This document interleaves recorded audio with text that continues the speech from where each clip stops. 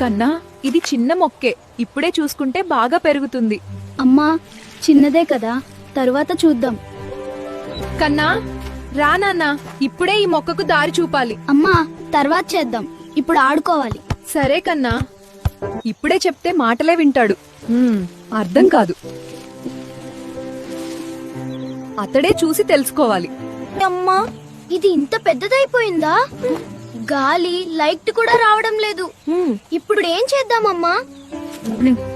ఇప్పుడు దీన్ని కంట్రోల్ చేయడం కష్టం కన్నా మొదట్లో చూసుకుంటే ఇంత కష్టం ఉండేది కాదు. కన్నా అలవాట్లు, సమస్యలు, పనులు చిన్నగా ఉన్నప్పుడే సరిచేస్తే మన మాట వింటాయి.